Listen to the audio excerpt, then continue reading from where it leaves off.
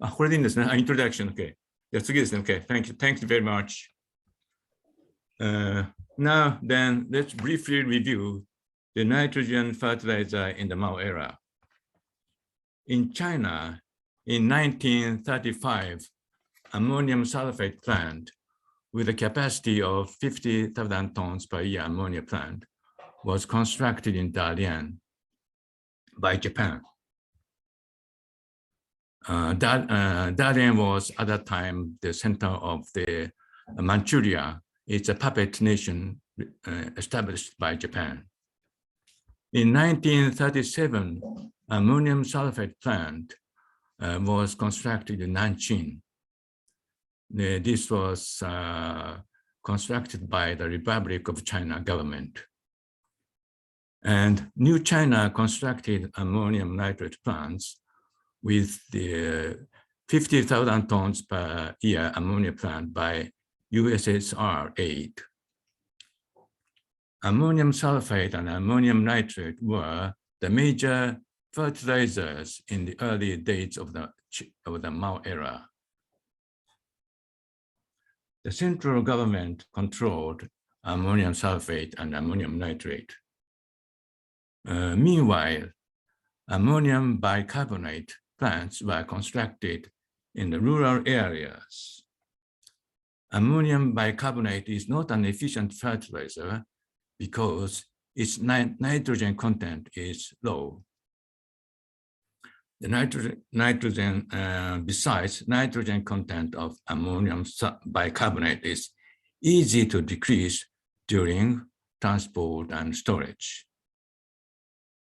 However, construction of ammonium bicarbonate plants was cheap and its operation is very easy.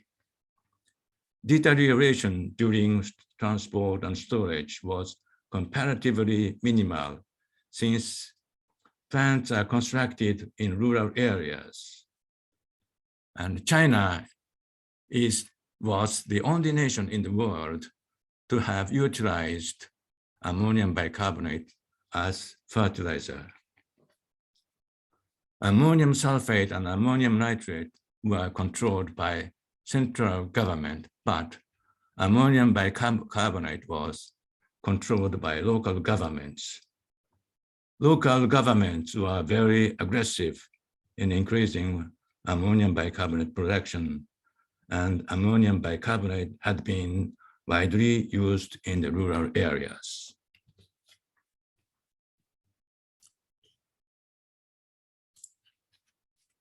Okay, let's skip this one.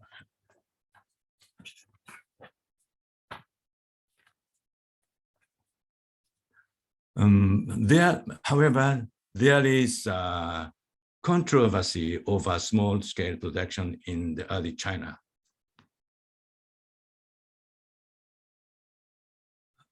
Advisability of small-scale production was discussed in 1961 among ministers of Chemical Industry Department and other departments concerned. This meeting concluded that both large-scale and small-scale production is necessary for China. It is decided to develop small-scale production technology domestically and to import large-scale ammonia technology from Europe and Japan. China made import contracts with European and Japanese firms during 1963 to 64 to import ammonia plants, but failed to construct ammonia plants, partly because of obstructions by United States and Republic of China, and partly because the disorder of the Chinese society due to Cultural Revolution. On the other hand, as to small-scale ammonia technology, China succeeded to develop with a capacity of 500 tons per year and 2,000 tons per year.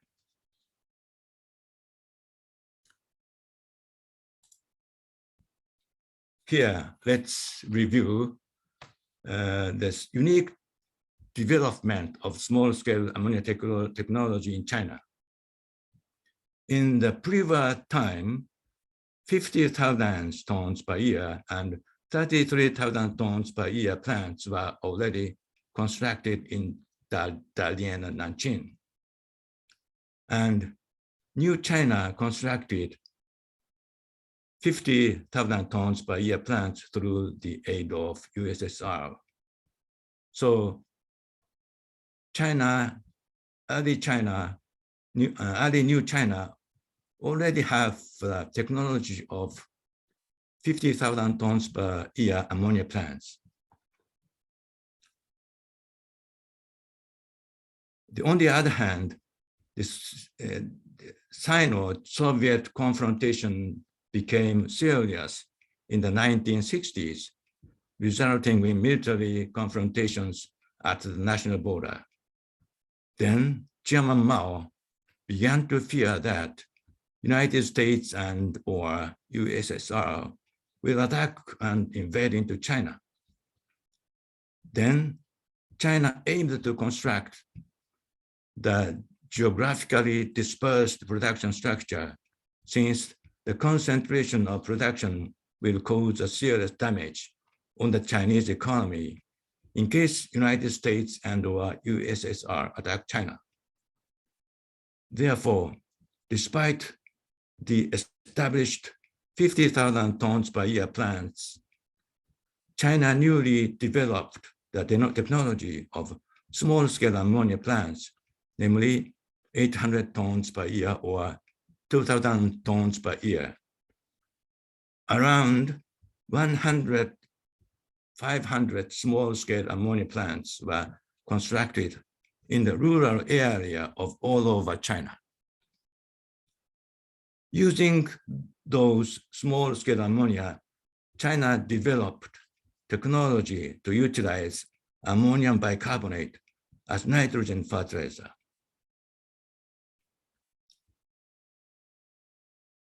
Then the situation changed. Namely, in 1982, Mao and Nixon met together and shook hands. In 1992-93, China made a contract to import 13 large-scale ammonia plants from United States, Europe, and Japan. Since then, both large-scale and small-scale ammonia production had been done in China. Here, let's go back to the previous table 1. Table 1, okay, this here. This table consists of large-scale column and medium-scale column and small-scale column. Large-scale, this was by the Western technologies. And small-scale production, this is by domestic Chinese technologies. And medium scale is basically pure technology by Japan, the United States, and also Soviet technologies at the time of the first 5-year plan. This table will be, it's very, when you see this large scale plant, the first start of production is 1976. Then it increased to up to 13 plants at the time of 1983. As to small scale, it is very small number of plants, but then increasing year by year, And then number of small-scale plants increasing, and then up to around 1,500. Okay, let's go to next.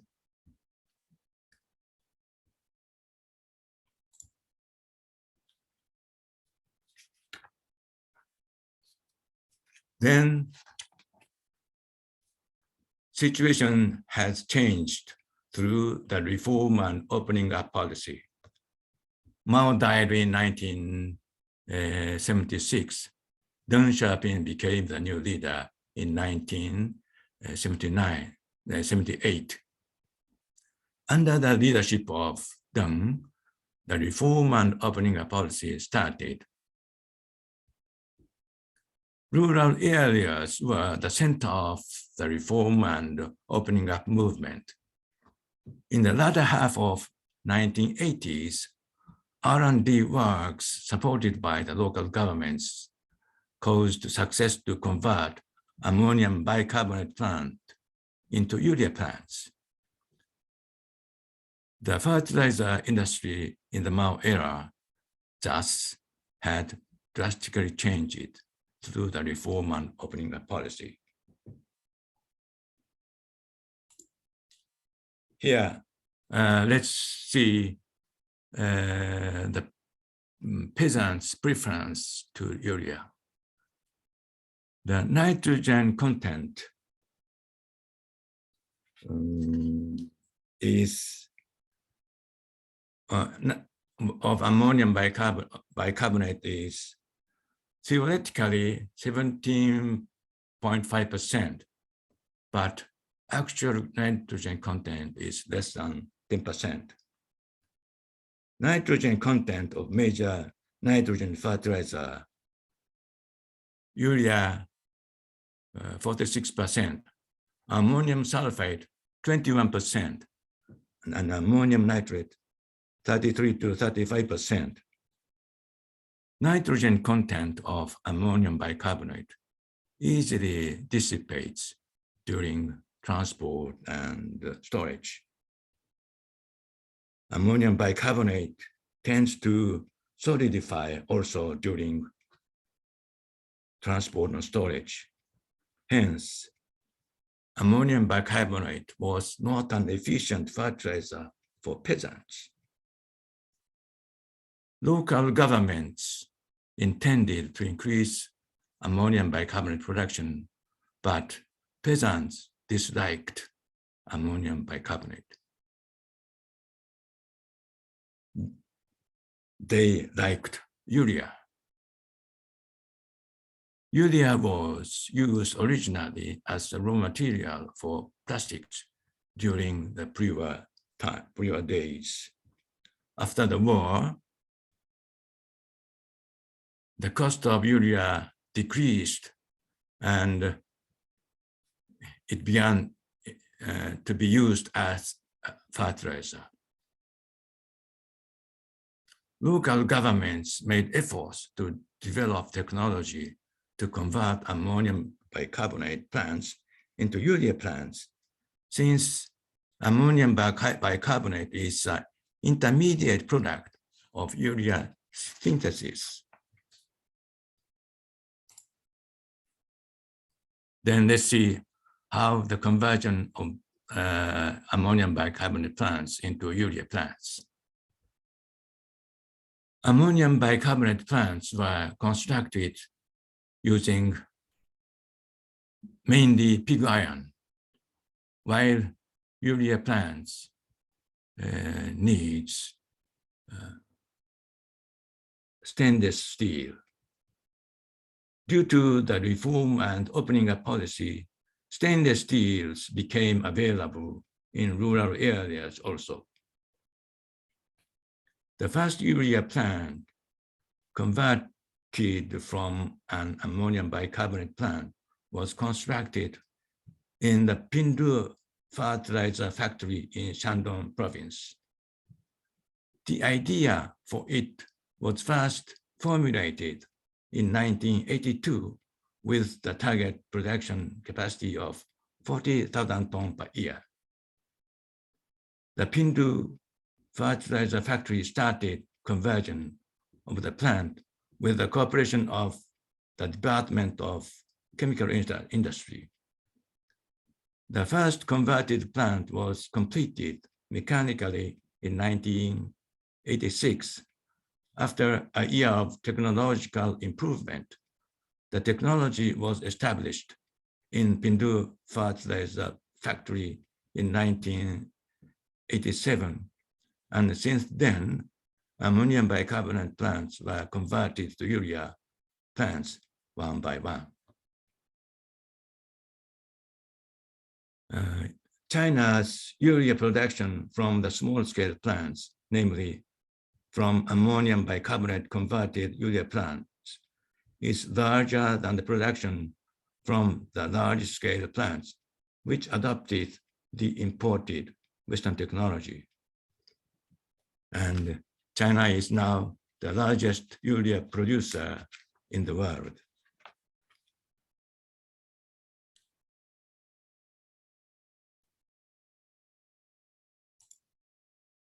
The situation among urea and ammonium bicarbonate, we can see by this figure 1. This figure was transition of ammonium bicarbonate and urea share. This red line is share of ammonium bicarbonate. And this blue line is the share of urea. At the time of reform and opening up policy started, it is 1978. The share of urea is a little bit more than 20%. And the share of ammonium bicarbonate is near 50%. Then both ammonium bicarbonate share and urea share both increased.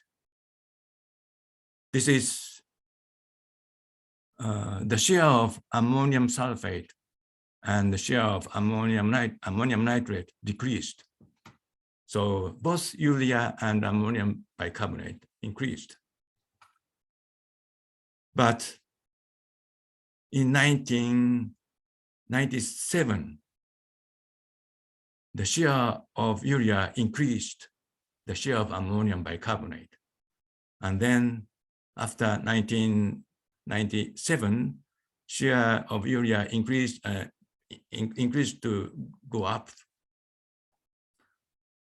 And on the other hand, the share of ammonium bicarbonate decreased drastically. And right now, the share of urea is near 70%.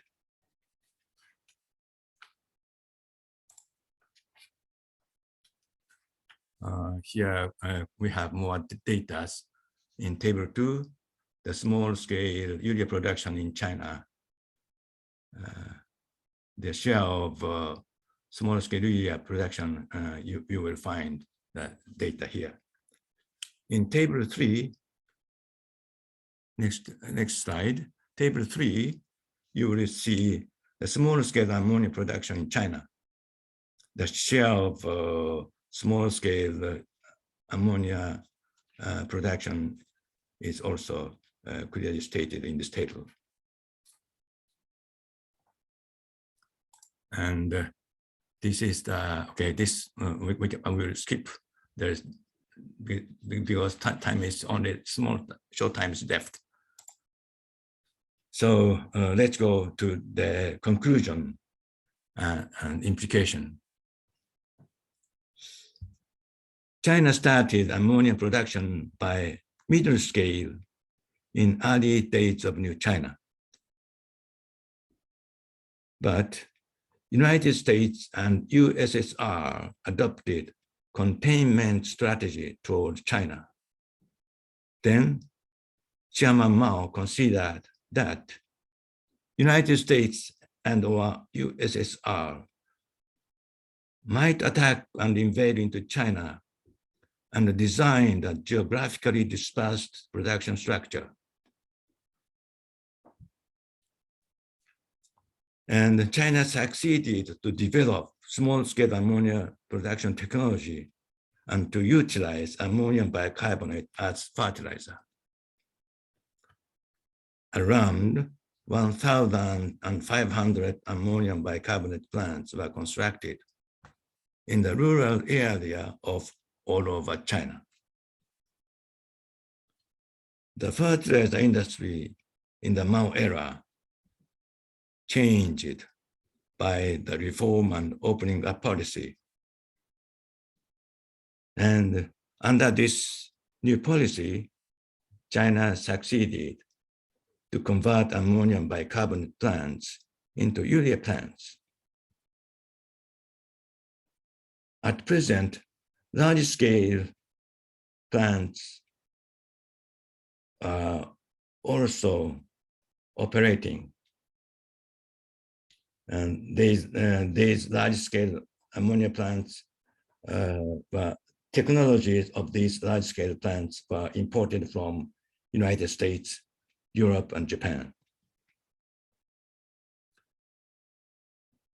China's urea production from ammonium bicarbonate converted urea plant is larger than production from the large-scale plants by the imported Western technology. So in this paper, it is concluded that the small-scale production of the fertilizer industry in the Mao era was the so-called intermediate technology of Schumacher. And it was also the appropriate technology of the United States and other international organizations. Thank you very much. That's all.